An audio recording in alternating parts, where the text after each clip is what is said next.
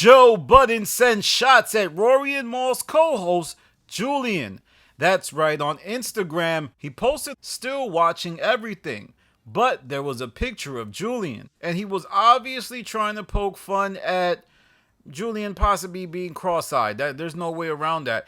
And this is interesting because it comes on the heels of Joe Budden going on vacation, and it shows that he's still very much thinking about podcasting and all that stuff. Now, some of you might be thinking that this shot by Joe Budden is unprovoked, but I can assure you it's not. As around 6 months ago, Julian posted one of Joe Budden's songs that sounds like it's alluding to him committing domestic violence. And I love you so much that when I caught on your fibs, I hit you like a man, you wore it in your ribs.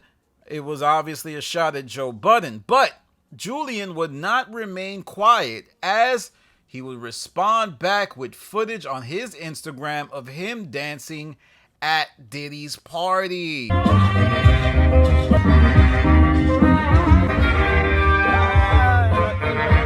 That's right. Remember when Joe Budden signed with Revolt, he would go in Diddy's pool or something, and he would be seen dancing very, happily because he just signed that State of the Culture deal. And it was just, at the time, it looked very odd to me. It looked ritualistic. It looked like, he had a long scarf, and I presume he was at a hot area. Did he feel hot because of, he was on, some type of substance that might have made him feel hot that day? I don't know, but Diddy was in his bag. He was getting jiggy with it. He was making heavy eye contact with the camera. And what Julian writes in the video is, "Watch the party die."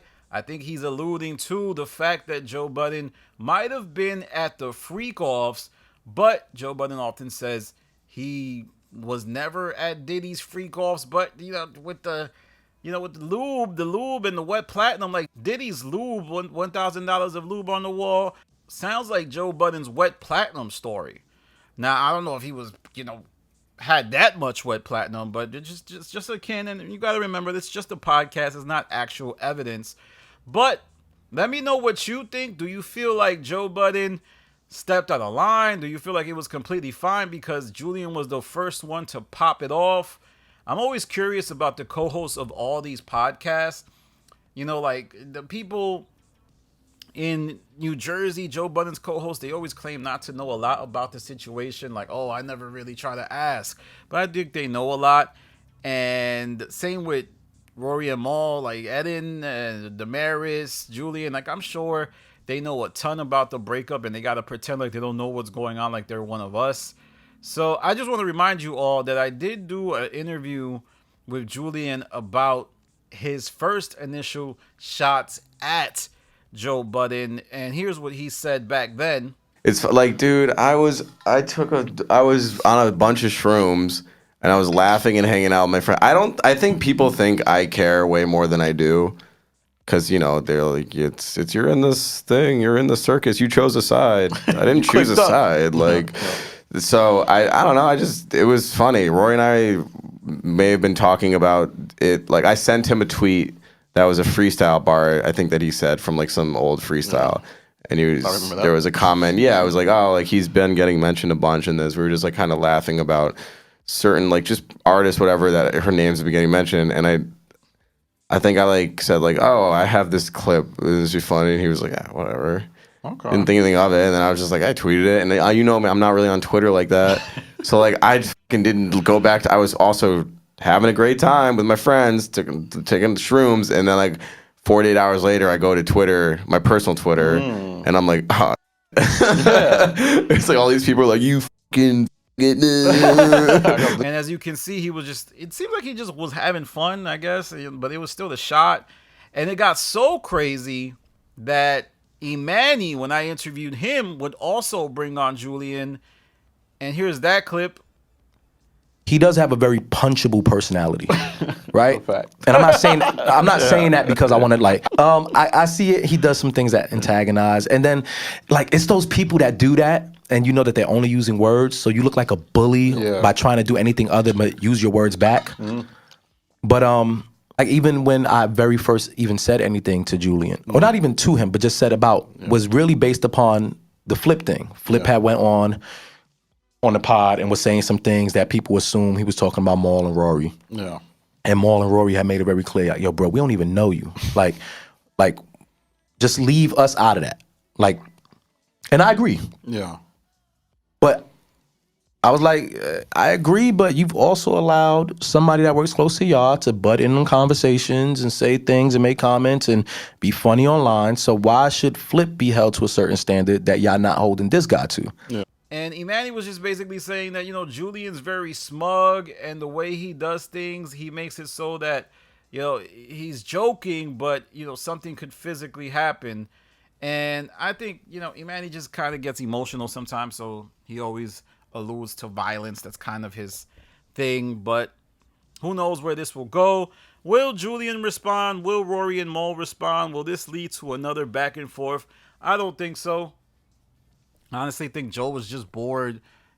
I feel like when Joe's on vacation, he still thinks about podcasting. Like, he lives, breathes, and eats podcasting. If you listen to the Patreon today, he was talking about how he's going to make things go up another level in 2025. And what he meant was basically, hey, I'm going to be making more content. I'm going to be recording daily. I'm going to be putting stuff on Patreon. And as a result, I had to bring in more people. I had to bring in Mark Lamont Hill. I have to bring in Jay Wan because a lot of y'all don't want to record. Ish and Ice don't want to come in on extra days. And in order for me to do that, I'm going to probably have to pay y'all a lot more than I want to.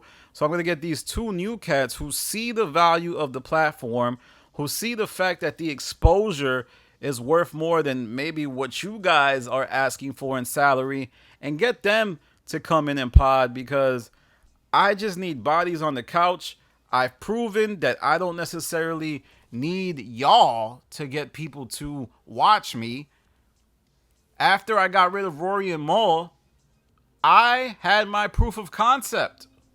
I had the evidence to show that it's really just me. It's really me who drives the revenue. It's really me who drives the attention. And it doesn't matter if I get Joe Schmo or Joe Blow. As long as the person is somewhat competent, there isn't going to be a mass exodus of fans. And that Patreon was very interesting. I suggest the one that dropped today, you go watch it. Obviously, Joe's on vacation, and Joe knows that he has to feed the patronies because, people are paying $25 a month, $15 a month, $10 a month. So he has to look out for them.